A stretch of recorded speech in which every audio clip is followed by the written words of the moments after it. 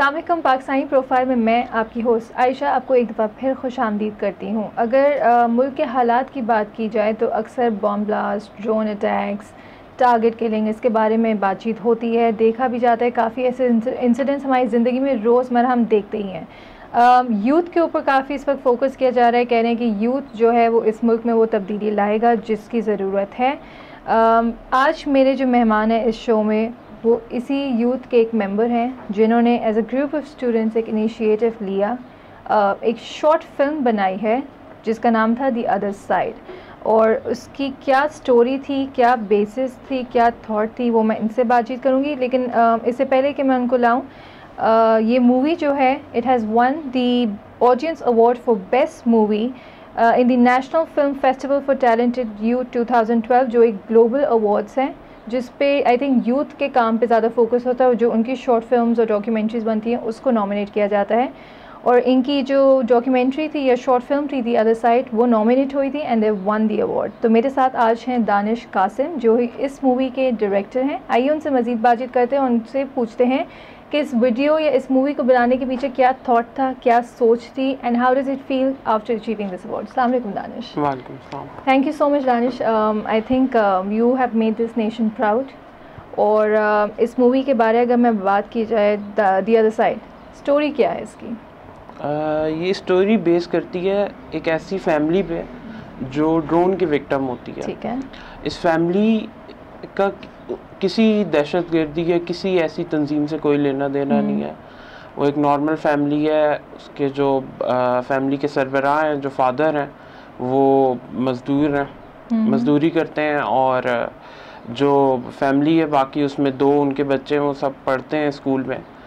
तो उनके घर के साथ कुछ ऐसा है कि कुछ लोग हैं जो किसी अनएथिकल एक्टिविटी में इन्वॉल्व हैं। ठीक है। तो उनके घर पर ड्रोन होता है, लेकिन ड्रोन इतना पावरफुल होता है, ड्रोन अटैक, के उनके घर भी पूरा उससे तबाह हो जाता है। और वो बच्चा उस टाइम वहाँ पे नहीं होता। वो जब वो वापस आ रहा होता है वो देखता है उसका घर जल रहा होता है। उसके घर के अपनी उसकी आंखों के सामने उसका घर जल रहा है। तो ये सब देख के वो भागता है अपने घर की तरफ और उसे लोग रोक लेते हैं। बाद में फिर इसमें पूरा मतलब ये चीज़ दिखाई गई कि किस तरह जो एस्टैब्लिश टेररिस्ट ग्रुप हैं उनको मिसयूज़ करते हैं ऐसे बच्चों को जिनकी फैमिली जो है वो ड्रोन अटैक्स या दहशतगर्दी की नज़र हो जाती है। तो उनके अंदर जो एक स्पार्क ग्लो होता है रिवेंज का, उसको किस तरह वो लोग मिसयूज़ करते हैं। तो इसी पे स्टोरी टोटल बेस्ड है। फिल्म है वो स्टोरी पे बेस्ड है and it's real life story, considering कि ये इंसिडेंट्स हमारे आगे पीछे हम देखते रहते हैं। जी, रोज़ अगर आप अखबार उठाएं हर एक दो दिन बाद ड्रोन अटैक्स होते हैं, जिसमें जो टारगेटेड रेट है, जो टेररिस्ट को जिनको मारा गया है, जो एक रिसर्च है उसके मुताबिक 2.5%, 2.5% जो है वो खाली टारगेटेड लोग मारे गए, बाकी सारे इनोसेंट सिटीजन मारे गए। ठीक है। तो आपने सोचा कि इस इशू को आप इस फिल्म के थ्रू लाइमलाइट पे लाएं? अभी जितनी भी पाकिस्तान में मूवीज़ बन रही हैं वो सारी सोशल इश्यूज़ पर बेस्ड है। तो जब मैंने ये आइडिया सोचा, हम जो प्रोड्यूसर थे मेरे अतीकुल्ला, हम लोगों ने ये बात पूरी डिस्कस की, स्टोरी एक दूसरे से डिस्कस की। तो हमने कहा कि क्यों ना कुछ ऐसी मूवी बनाई जाए जो एक बहुत बड़ा सोशल इशू है पाकिस्तान का, जो हम जिस चीज़ को मतलब इग्नोर कर रहे हैं कि ये कितनी बड़ी जो है वो ये वजह है दहशतगर्दी फैलने की। ठीक। दानिश, अगर मैं मेंशन करना चाहूँ कि आप लोग इस वक्त जो जितने भी लोगों ने इस मूवी में काम किया था, you all are students bachelors media sciences के एकरा यूनिवर्सिटी के। तो ये क्या प्रोजेक्ट था आपका, या आप लोग ने because you were studying and आप लोग इन्वॉल्व थे इसी मतलब you were aware of how things are done, तो आपने सोचा कि इस इशू पे भी हम अपनी तरफ से कोई वीडियो बनाएं? हम लोग सारे एकरा यूनिवर्सिटी के स्टूडेंट्स ही हैं। 6 लोगों का हमारा ग्रुप है।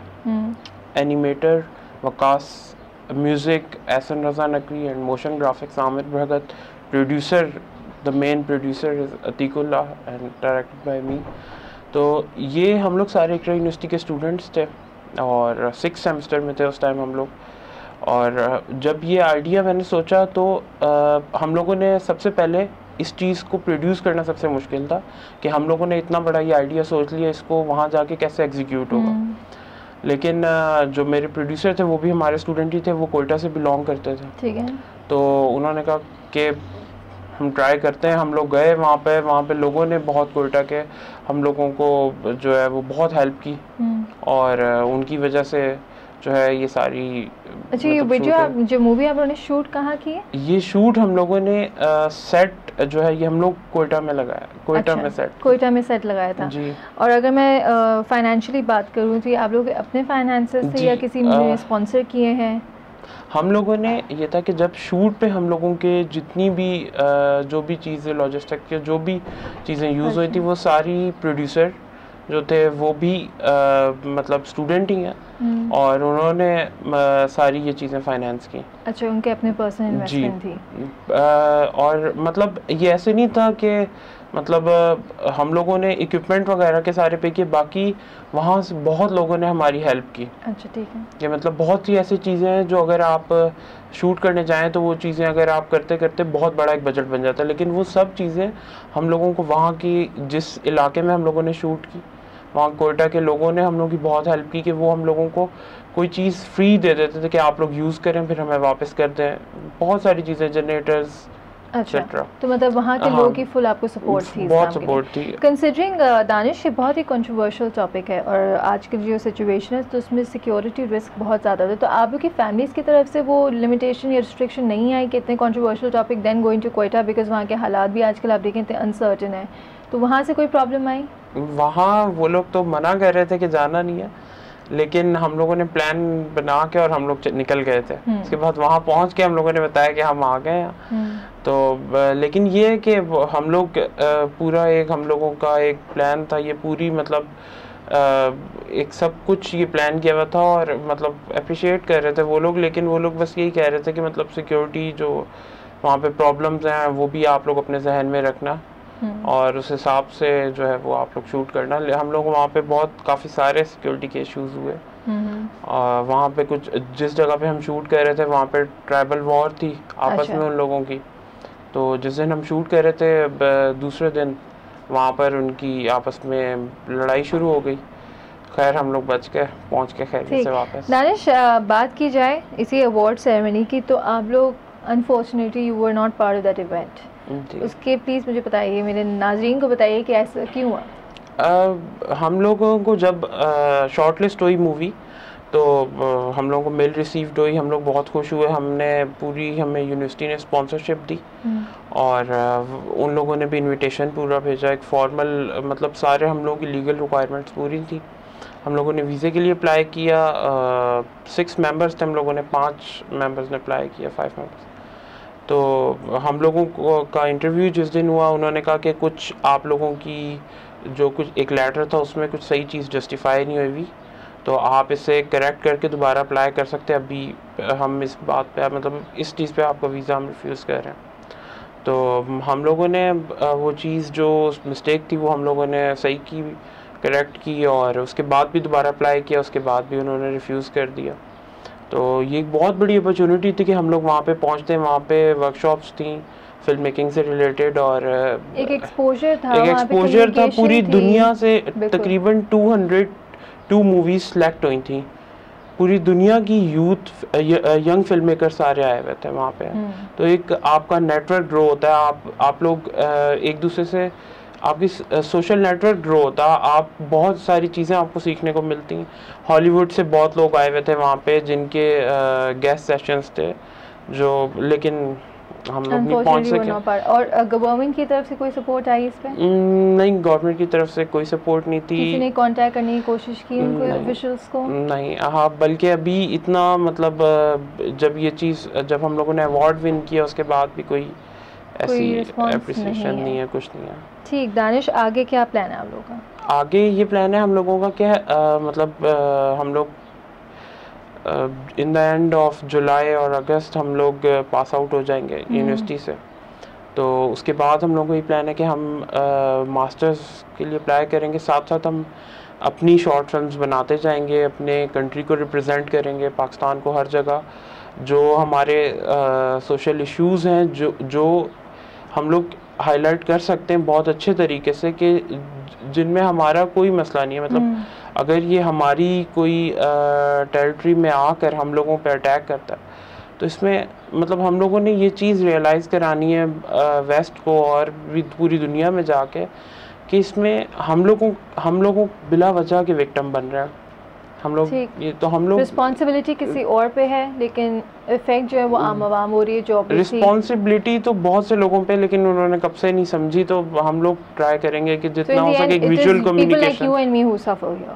राइट दानिश, कहा यह भी जाता है कि यूथ जो है उसका अब ये टाइम ऐसा आ गया कि यूथ को अपनी कंट्रीब्यूशन करनी है। तो आपको लगता है कि आजकल की यूथ अपनी कंट्रीब्यूशन कर रही है ऐसे मैटर्स में, या पॉलिटिकली अगर आप देखें या सोशली? यूथ बहुत ज़्यादा कंट्रीब्यूशन कर रही है, पर जब कुछ बड़ा स्टेप लेने का वक्त आता है तब बहुत से लोग पीछे हट जाते हैं। कि अगर आप देखें कि एक चीज़ की लिमिट आएगी कि उसमें आपको एक्सट्रीम लिमिट पे जाना होगा। अब आपको मतलब अगर सिर्फ फेसबुक के थ्रू या ट्विटर के थ्रू या किसी भी तरह मतलब आप कोई चीज़ अपना मैसेज कन्वे करते हैं तो एक हद तक होगा। कई जगह आपको फिज़िकली वहाँ पे प्रेजेंट होना होगा। तो इस चीज़ में थोड़े से हम लोग पीछे हैं। हाँ, चलें ठीक है। इन दी एंड दानिश, आपका मैसेज हमारी ऑडियंस के लिए? मेरा यही मैसेज है कि हम लोग जो हैं वो पाकिस्तान को अच्छे तरीके से रिप्रेजेंट करें। कि हम लोग जिस मसले मसाइल का भी शिकार हैं, हम लोग पहले उस बात की बेस ढूंढें कि वो किस वजह से हम लोग इस चीज़ का शिकार है, फिर हम उस प्रॉब्लम तक पहुँचें और उस प्रॉब्लम को हम लोग रिप्रेजेंट करें पूरी दुनिया में कि हम लोग ये हमारी लड़ाई नहीं है। जैसे अब मेरा ये टॉपिक था कि हमारी लड़ाई नहीं है, हम लोग इसमें हमारे मुल्क में पूरी इसकी वजह से जो है वो बदअमनी फैली हुई है। तो और इसके अलावा यही कि मतलब अब आप लोगों को फेसबुक से हट के फिज़िकली भी कई जगह जाके आपको अपनी प्रेजेंटेशन देनी होगी और अपने कंट्री को आगे लेके जाना होगा। ठीक है, thank you so much Danish, and I wish you all the best in your future plans. Youth करना बहुत कुछ चाहती है इस मुल्क में, लेकिन आई थिंक अगेन अपॉर्चुनिटीज़ भी हैं, प्लेटफॉर्म्स भी हैं, लेकिन ऐसे कुछ सर्टेन फैक्टर्स हैं जिसकी वजह से उनको रोक दिया जाता है या वो खुद रुक जाते हैं। लेकिन आज भी दानिश जैसे और या इनके कुलीग जैसे लोग हैं जो इन्हीं प्लेटफॉर्म्स पे काम कर रहे हैं, जो एक पॉजिटिविटी और एक प्रोग्रेसिव साइड इस मुल्क की दिखाना चाहते हैं to the global world. On this note मैं ये शो एंड करूँगी। इंशाल्लाह नेक्स्ट टाइम एक नए मेहमान के साथ मैं आपके सामने हाजिर होंगी। मज़ीद पाकिस्तानी प्रोफाइल्स के लिए विज़िट कर सकते हैं हमारी वेबसाइट pakistaniprofiles.com।